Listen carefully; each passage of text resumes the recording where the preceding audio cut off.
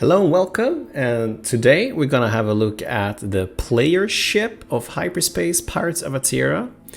I'm gonna give you a tour, running around the ship, showing you off all the interiors. We're not gonna have flying around very much, we're just gonna have a look at the insides. So this is the CQ-M31 Duster, where C stands for Corvette, means that the ship is around between 20 and 100 meters in size, weighing about 3,000 tons. Q is basically a designation for the fact that it's interplanetary, meaning it can actually operate within an outside atmosphere. But it's not interstellar, meaning that the default configuration does not have an FTL drive capable of flying in between stars. The M stands for multi-mission, meaning that it has quite a few hard points, enabling players to set the ship up to do quite a lot of different things. As you can see at the top here, we have two turrets that could be have quite a lot of different possibilities. You could probably install like a tractor beam or have really heavy artillery pieces. Right now we have like a very small high fire rate turret at the top, and then at the side a slightly bigger one. The ship measures about 75 meters, so let's have a look inside and see what's going on there. So here we have the cockpit. Basically we have three seats in front of us. One, of course, is the pilot seat. Then we have the co-pilot sitting right next to the pilot. And then we have the engineer's seat right next to it. So all three are sitting within quite close proximity.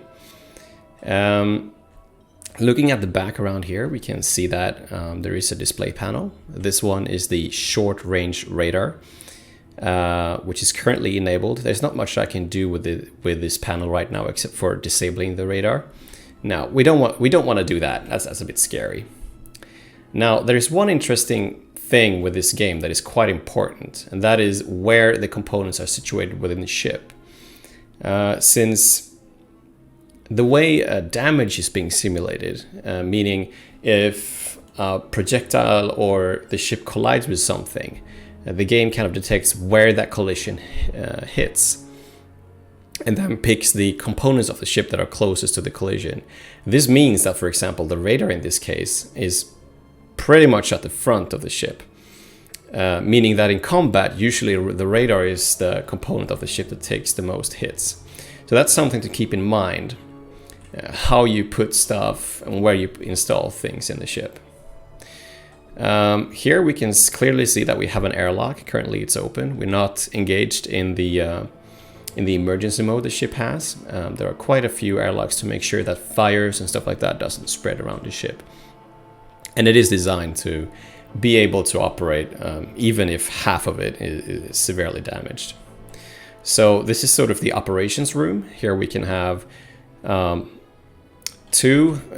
there are two installed drone bays, meaning we can have two players operating drones and fly them around. They act as individual ships, so you can detach them from the player ship and then fly into let's say shipwrecks and pick up components and stuff. That's something I will leave for another video, but I love to give you a little bit of a hint on how that looks like. So basically you start off interacting with this panel, and then once we have the drone bay activated, we can actually deploy the drone, and then you will see it from a third-person perspective. Now, just enabling the drone bay here will of course cost some extra power, so I'm just going to leave it the way it is. But the Duster has the two drone bays, meaning we could have like a pilot, an engineer, a co-pilot, and actually two drone operators operating, at the same time. So I would recommend that players, the minimum player count is probably 3 people for this ship. Then we have the Medbay over here. Right now, the Medbay is installed and working, so we could walk up here and activate it. This panel will give us the ability to heal ourselves or revive players that have died, and then we respawn in this area. Further along, we see one of the most important items of the ship, basically the fire extinguisher. Very helpful when things go badly. We could also use it to propel ourselves in 0G. Moving on, as we can see, there are some icons here that will help us navigate around the ship. So we have, like, over here is the cargo bay, over back here is the engine room, the top airlock, and the armaments. Armaments is basically the area where most of the cannons are situated. I will show you that later. But let's have a walk around and have a look at the crew quarters first and make our way to the cargo bay, and then we can walk around the ship. So here's another airlock. As we walk around here, we can see that the mess hall is around here, and on this side we can look through the stars. Now, if I was flying, the players can sort of leave the ship whenever they want through the airlock, and then kind of fly around and like look in through the window here, if they should so please. So now we're moving away to the airlock. It's right over here. As we can see, like, one of the doors is closed. We could cycle it if we want to, but I'm gonna leave that for another video, so we're just gonna leave it the way it is. And now we're making our way to the crew quarters. Currently there are only 3 bunk beds here, so large crews will have to work in shifts. There's no real gameplay purpose of this space. It's more like visual, something you would expect to be here in a ship, so I put it in there. Here is the kitchen, quite large, nice. You have microwaves, all that stuff. Some nice space food, Omega Cola, and all kinds of cool stuff. And now we're moving towards the cargo bay. So here it is, quite large.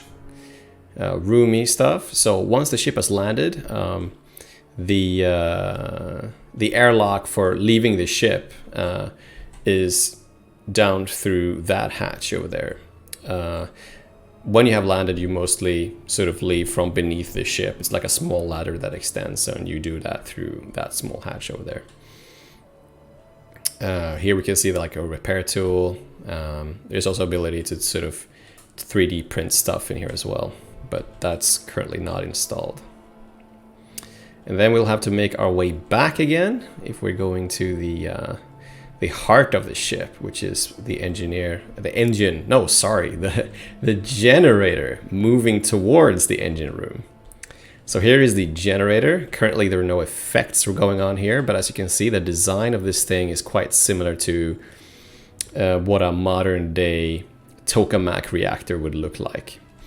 I'm gonna take some time later and have a look at the effects here and make them look proper, but right now it's just like, yeah, kind of a weird transparent effect going on. Here we could choose to disable the generator should we so please, but let's not do that. That's going to be very difficult. Here we have sort of a pathway. We could either move on to the engine room, or we could take this route and go away to the armaments, but this route is kind of uninteresting, so let's go through the engines first. Here is the engine room.